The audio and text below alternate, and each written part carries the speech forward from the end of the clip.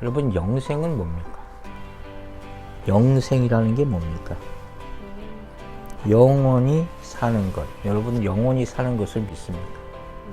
영생에 대한 소망이 있습니다. 그 소망이 얼마나 큽니까? 한번 표현을 해보세요. 네. 여기 말했듯이 영생에 대해서 더 깊이 생각할 수 있는 가장 가까운 논리는 뭐냐면 죽음에 대해서 생각해 봐야 돼요. 죽음을 생각해 보지 않은 사람은 영생을 생각할 수가 없어요. 논리적으로. 그렇지 않겠어요? 네? 죽음을 거치지 않고 영생이라는 게 있을 수가 없으니까. 죽지 않고 부활이라는 논리가 성립하지 않은 것과 똑같은 이치잖아요. 그러면 당연히 죽음에 대해서 뭔가를 내가 생각해 봐야 돼요. 철학적이든 신학적이든 성경적이든 간 개인적으로 내가 과연 죽으면 어떻게 될까? 이 명제에 부딪히지 않고서는 결코 그 다음으로 나아갈 수가 없다는 거예요. 성경은 질서의 책이잖아요. 우리 예수님을 딱 만나면 그걸 생각할 수밖에 없게 되는 거예요. 나의 존재에 대해서. 하나님은 누구신가 생각하고 나는 누구인가를 생각하는 거예요. 근데 철학하는 사람은 어떻게 돼요? 하나님 제외하고 나는 누가인가를 먼저 생각하잖아요. 그러니까 답이 안 나오는 거예요. 근데 우리는 뭐가 빛이 돼요? 나는 누구인가에 대해서 내가 답을 줄 수는 없지만 하나님이 물어보시면 되니까. 하나님께 물어보면 하나님이 나에게 계시해 주는 걸로 말미암아 내 존재가 뭔지를 알게 되는 거죠. 그렇게 되면 뭐가 보인다고 했어요? 죄가 보이는 거예요. 죄를 깨닫기 시작하면 죄의 삭은 뭐라고 했어요? 사망이 되는 거죠. 사망이라는 명제에 딱 부딪히고 나면 그러면 나는 이거에 대해서 어떻게 할 것인가를 궁금할 수밖에 없는 거예요. 이게 모든 인간의 존재예요. 내가 뭐 육체적인 것도 있었지만 정신적으로 너무 많이 피폐해 있었기 때문에 살아가는 가치에 대해서 과연 내가 앞으로 무슨 의미로 살아가야 되나 하면서 시작해서 뭐 복잡한 게 많지만 그런 고민을 참 많이 했었죠. 그러다가 이게 해결이 안 되니까 내 삶에 대한 여러 가지 문제를 그때 나에게 충고를 해주신 분 중에 하나가 아버지였어요. 하나님하고 한번 해봐라. 너 혼자 괴로워하면서 세상의 걸로 그걸 답을 찾으려 하지 말고.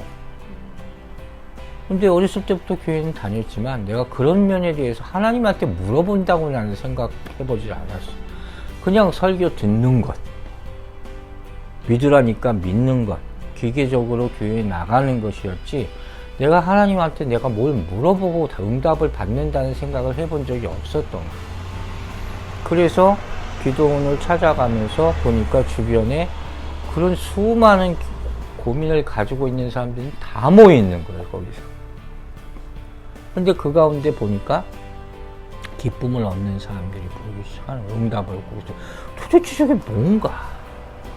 왜 이 사람들은 멀쩡해 보이는 사람들이 이 시간에 나와서 철야로 기도를 하면서 이러고 앉아 있는가 하는 게 더 궁금해지기 시작했죠. 그래서 여기서 나는 답을 얻어야 되겠다 해서 참석을 하기 시작한 거예요. 주위에 그 젊은 학생들은 다 막 거기서 막 뒤집어지고 통곡하고 죄를 회개하고 하는데 나한테는 아무 감흥이 없는 거예요. 더 절망했다가 포기하고 그 다음날 금요일날 기도원 가서 그날 내가 응답을 받았던 거죠. 막 그래서 내 인생이 180도 바뀌게 되는 거죠. 그러니까 그건 관계예요. 그러니까 성경의 모든 말씀은 하나님이 말씀하시고 내가 리스판스가 해야 됩니다. 응답이 이게 없으면 안 돼요. 그러니까 여러분이 모든 성경 말씀을 볼 때 내가 거기에 대해서 아멘으로 화답하지 않는다면 그건 하나님의 관계가 성립되지 않는 거예요. 그래서 단 하나의 말씀이라도 여러분이 반응한다면 그때부터 하나님의 관계가 시작되는 거예요. 그 구원의 통로를 만들어 놓으신 첫 번째 방법이 뭐라고 했어요? 구약에서. 제사잖아. 그래서 가인이 제사를 드리는 장면이 바로 나오는 거예요. 그러니까 이 모든 게 하나님의 계획 가운데 있는 거예요. 소위 말하는 하나님의 섭리라는 건 너무 오묘해서 우리가 다 얘기할 수, 설명할 수가 없지만 성경을 가만히 보면 이건 다 하나님의 계획대로 거예요. 그것에 철저하게 순종하는 것으로부터 우리는 우리의 신앙이라는 게 시작되는 거란 말이에요. 그럼 독생자를 이분이 왜 주셨어요? 희생양이라는 게 필요했죠.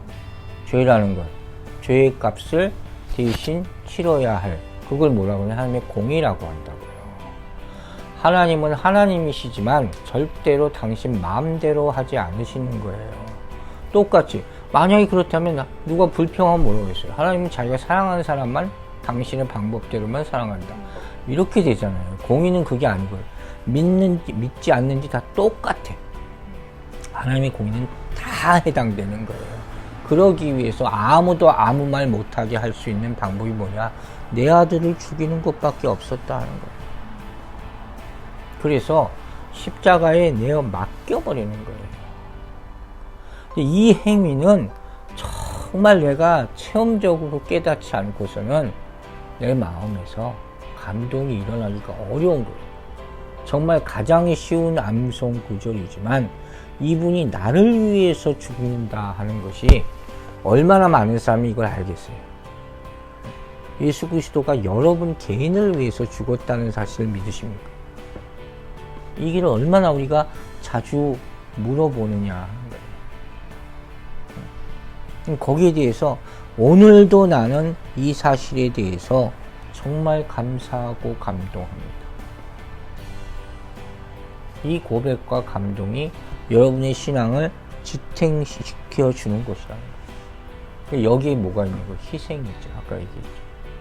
하나님의 희생이 있다는 거예요. 예수 그리스도의 사랑에 대해서 성경에서 얘기하기 위해서는 반드시 우리가 희생이라는 걸 생각하지 않을 수가 없어요. 예수님의 신앙의 뿌리는 희생으로부터 나오는 거예요.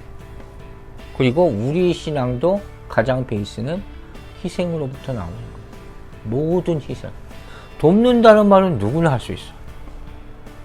그러나 예수님처럼 아들을 죽이는 건 아무도 못해요. 그런데 성경에 이런 말씀이 있다면, 우리가 아까 시작할 때 그런 얘기를 했잖아요. 우리가 신앙의 수준을 높여야 된다고. 남들과 다 똑같은 희생을 한다면 그건 희생이라고 할 수 없죠. 다 그런 거예요. 믿음도, 순종도, 헌신도. 남이 하는 걸 똑같이 한다면 그걸 순종이라고 얘기 안 해요. 할 수 없는 거를 할 때 그걸 순종이라고 하고 희생이라고 하는 것이죠. 그런 것을 내가 과연 보여줄 수 있느냐 하는 거예요. 이게 바로 믿음이라는 거예요. 말로만 내가 희생합니다, 헌신합니다, 그건 가짜예요. 그러니까 하나님이 요구하시는 헌신과 희생은 뭐냐면, 주일날도 내가 비슷한 얘기를 했잖아요. 하나님이 필요할 때, 명령하실 때 오케이 바로 하는 게 헌신이에요.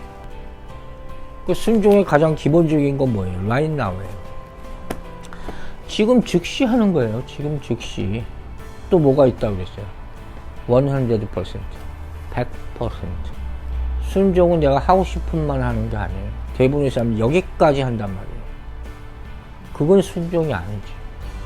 하나님이 오늘 내가 너희 목숨을 거둬갈게, 나한테 이렇게 헌신해봐라 한다면 과연 누가 거기서 yes 오늘 가져가세요 할 수 있을까? 우리가 구원받는다는 것은 우리 영혼이 구원받는 거예요. 육체는 썩어요.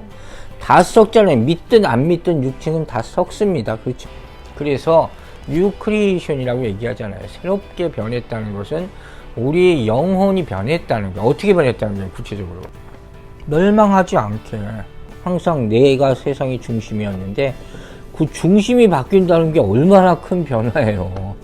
내 위주대로 살지 않고, 그걸 우리가 내 뜻대로 항상 얘기하는 거예요. 하나님 위주대로. 예수님도 내 영혼을 의탁합니다 하고 마지막에 돌아가시잖아요. 똑같은 거지. 우리가 우리의 영혼을 맡길 때가 있다는 것은 우리 영혼이 여기서 멸망하지 않고 끝나지 않는다는 거죠.